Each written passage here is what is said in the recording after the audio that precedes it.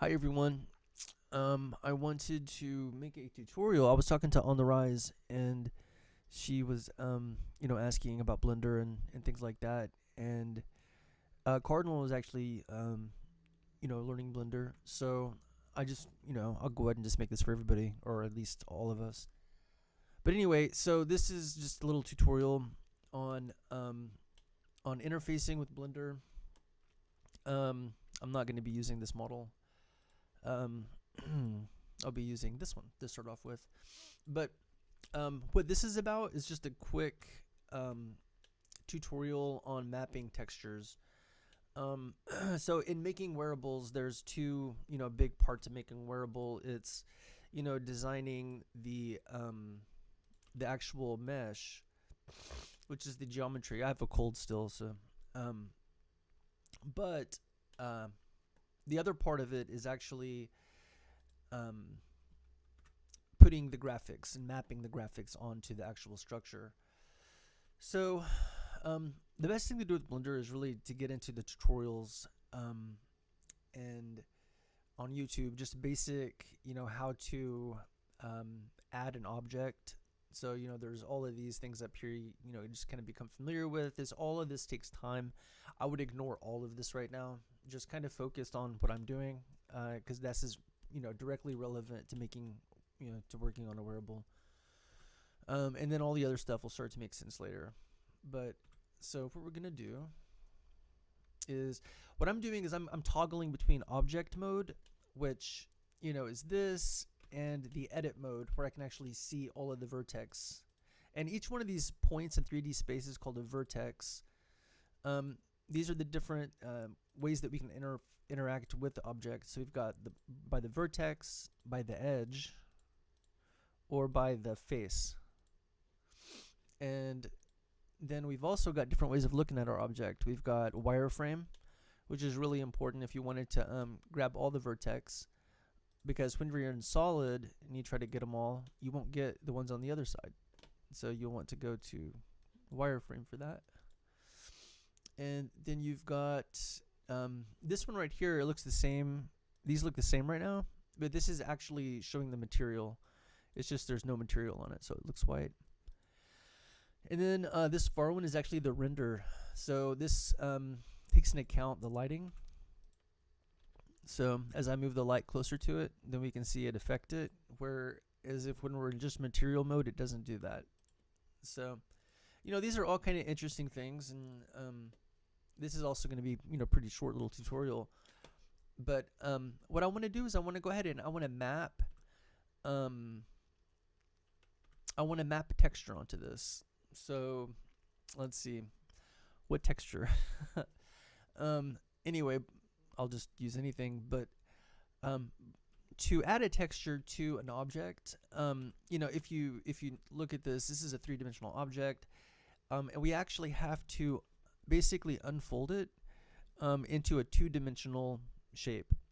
And by doing that, we're going to be using we're going to be unwrapping it is actually what it's called. So we go to the UV tab. These are the different tabs up here that kind of allow you to do different things. Shading, animation. Most of these won't be using in making wearables. But, well, actually some of them you won't. But, okay, so what we've got is we've got our cube, and it's still a 3D object. It's not been unfolded.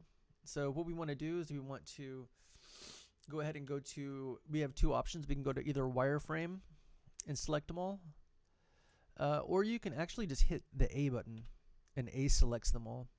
Now, if you notice here on the left side, it's already unwrapped, so that's great. But oftentimes, when you have already have an object like a wearable that you like a template or something that you import, what you'll do is you go to UV and you go to Smart UV Unwrap, and you'll hit OK. And then again, you can see that it just reorganized this to a more efficient way.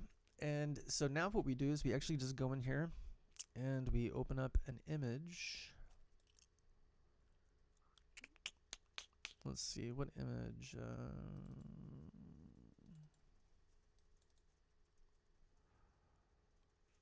Clip art.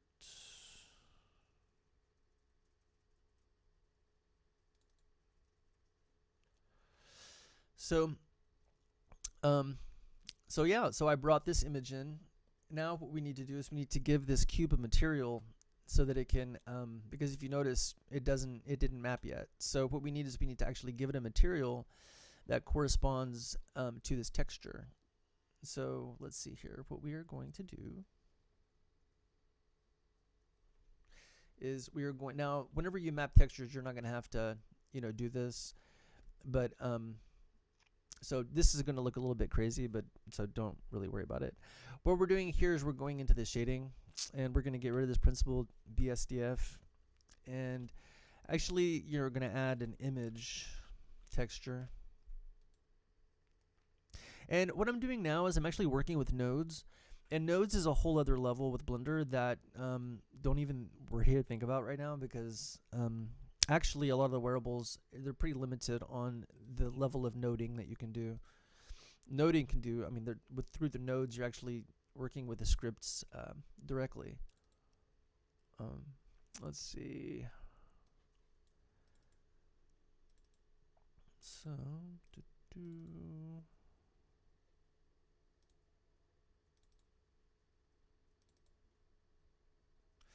there we go. So now that I've pulled up this image, and now we're going to go from the shading, we're going to go back to the UV.